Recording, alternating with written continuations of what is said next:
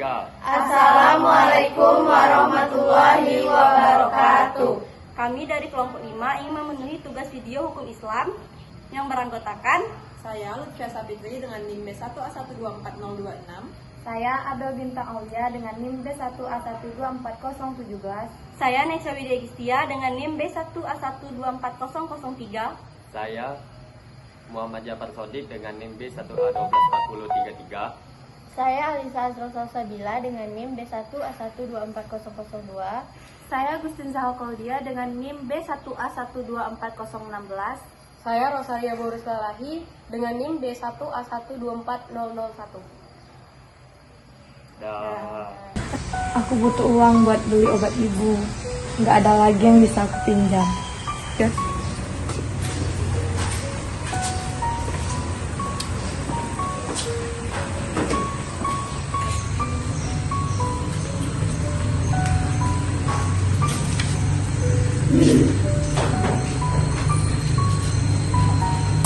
Loh, itu kan dompetku, Bel. Kamu ambil dompetku ya?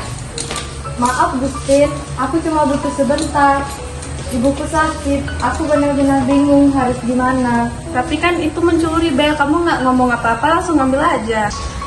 Astagfirullah, Abel, ini kan kampus, bukan pasar gelap. Malu-maluin aja. Sudah tahu mencuri itu perbuatan dosa besar. Assalamualaikum, ada apa ini? Kok saya lihat banyak yang berkumpul? Waalaikumsalam, Pak. Abel ngambil dompet saya tanpa izin. Katanya sih kepepet biaya rumah sakit. Bukankah mencuri itu perbuatan yang haram? Dalam Islam, hukumannya potong tangan. Baik, sebentar. Saya paham emosi kalian. Tapi mari kita bahas secara ilmiah dan menyeluruh. Dalam Islam, mencuri memang termasuk perbuatan yang tidak baik, yaitu tindak pidana dengan hukuman tetap dan memang hukuman potong tangan. Tapi itu kan bukan langsung dijatuhkan tanpa syarat. Lalu, apa saja syarat-syaratnya, Pak? Dia ada beberapa syarat penting. Yang pertama, barang yang dicuri harus mencapai nisab.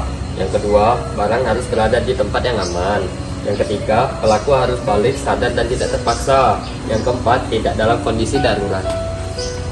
Berarti Abel mencuri terpaksa untuk membantu ibunya. Maka hukum hudud tidak berlaku. Dalam situasi seperti ini, Islam menggunakan hukum takzir, yaitu sanksi yang disesuaikan oleh hakim atau pihak berwenang. Tujuannya hukum sekadar menghukum tapi mendidik. Assalamualaikum. Jadi tadi saya dapat kabar kalau di sini ada pencurian. Saya sebagai ketua himpunan mahasiswa ingin memberikan usul. Gimana kalau kita membuat pembinaan untuk Abel untuk biaya pengobatan ibunya? Kalau memang karena keadaan, saya maafkan, tapi kamu harus ikut kegiatan sosial sebagai bentuk tanggung jawab kamu, Bel. Terima kasih, saya tahu saya salah. Saya siap ditegur, dibina. Saya cuma pengen ibu saya sembuh. Maaf ya Bel, tadi aku kebawa emosi. Tapi janji ya, jangan diulangi lagi. Inilah yang diajarkan oleh Islam. Keadilan yang bernadaskan rahmat. Hukum itu perlu, tapi harus penuh hikmah, melihat kondisi dan bertujuan untuk memperbaiki. Terima kasih Pak, ini pelajaran besar buat kita semua. Bukan hanya tentang hukum, tapi juga tentang empati. Aku baru sadar, ternyata hukum Islam itu bukan cuma keras ya, tapi juga manusiawi. Iya, tegas tapi penuh pertimbangan, bukan hanya menghukum tapi juga menyelamatkan. Benar. Jangan lupakan tujuan syariat, menjaga agama, jiwa, akal, dan keturunan dan harta. Itulah keadilan Islam. Sekian dari kelompok 5. Terima kasih. Terima kasih. Tindakan pidana seperti pencurian merupakan kejahatan yang sangat serius. Namun dalam Islam tidak hanya menghukum, tetapi akan memperhatikan niat, keadaan, dan juga tujuan kebaikan. Nah, marilah kita sama-sama membangun budaya kampus yang adil, solutif, dan juga peduli.